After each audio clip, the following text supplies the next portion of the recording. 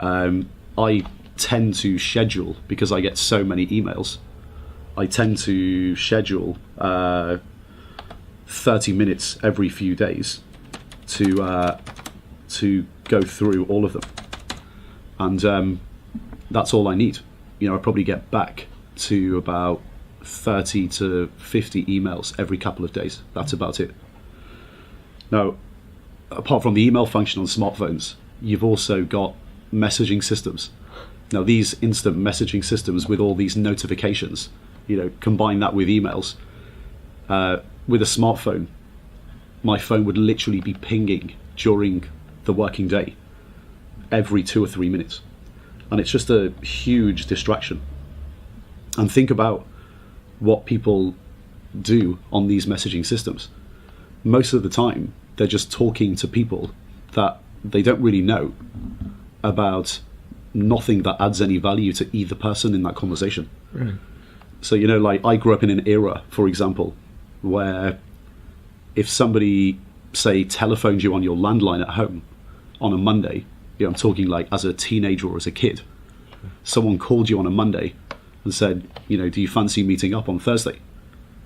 And I'd say, well, yeah, okay, I'll tell you what, I'll meet you on Thursday at midday by the tree in the park. And we would just meet there. There'd be nothing or no conversation in between. Right. These days, just to have a meeting, if we had the same conversation, there would be 25 messages in between the initial conversation and actually meeting about nothing. And it's just a waste of everybody's time. And, look at the way things go now, like in restaurants. You've seen it. Everybody's seen it. The family or the group of people or even a couple on a date. And everyone's just sitting there on their smartphones staring at their phones constantly during dinner. It's just totally unsocial as well. So it's not good in business and it's not good socially. Now, to highlight this in numbers terms, what's the real cost of having a smartphone? So let's say, for example, you value your time at $100 per hour, and you spend an hour a day on your smartphone talking to a lot of people you don't really know or care about nonsense. What does that actually cost you per year? Well, 365 days a year.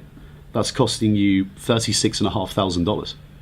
But what if you value your time at $1,000 an hour? It's 365 grand a year. That's the real cost of having a smartphone. But the causality works the other way around. So I'm not saying here, when you get rich, ditch the smartphone. It works the other way around.